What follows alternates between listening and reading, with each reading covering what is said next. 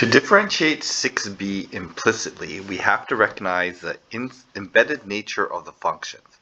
So I have embedded inside the cube, I have this expression. I have a squared, and embedded inside the squared, I have the y. Here I have a product, and embedded inside the cube, I have the y function. So differentiating the left side, it's going to look like this.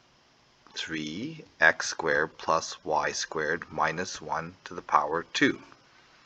So that's the first part of my derivative. I need to then go on the inside, differentiate what's on the inside. So this becomes 2x plus 2y. And since y is an embedded function, I need to apply chain rule to generate my y prime. The negative 1 differentiates to 0. On this side, I'm going to differentiate using product rule, so 2x times y cubed undifferentiated. Here I end up with x squared times 3y squared. That's the derivative of the cube. And then I need to multiply by y prime. So there it is. There's my derivative. I want to group these together and group my y prime together. So I'm going to expand out this bracket. I'm not going to expand this out because there's nothing in there I really want to get out. So I'm just going to leave that as one piece. So I end up with 6x x squared plus y squared minus 1 squared plus 6y x squared plus y squared minus 1 squared times y prime. So that's what I'm looking for. I want that y prime. So this y prime expression I'm going to group with the other y prime expression. On this side of the equation I end up with 2xy cubed, and here plus 3x squared y prime. So this is the part that I want, this piece here. So I'm going to group those together on the left hand side. So y prime, I end up with 6y x squared plus y squared minus 1 squared minus, and this could be a minus because this is going from the right side to left side, so minus 3x squared y squared, and so that represents the factor that's left over when I take out the y prime.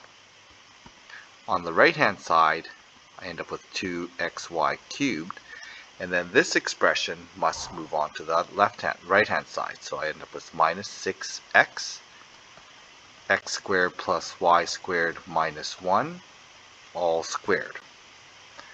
Solving for y prime, I just divide the two now. Just make sure I'm keeping track of all my terms.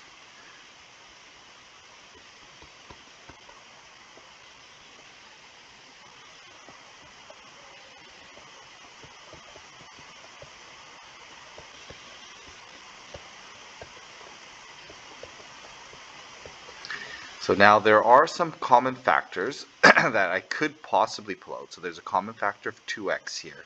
So this is typically good enough, but I'm just going to factor a little bit more just to clean it up a little bit.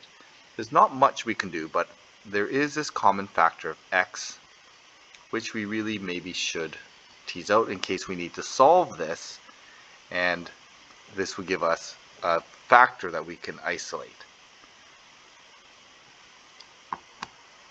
Put square brackets in here, minus 3 bracket x squared plus y squared minus 1. Okay, so my numerator is factored, so I can, if I'm making this equal to 0, I can make it easier to solve.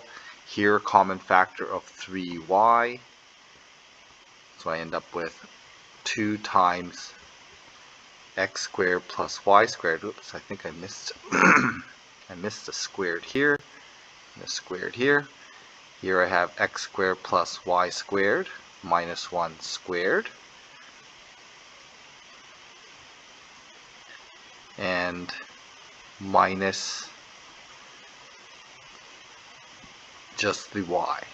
Okay, so there's my final factored form.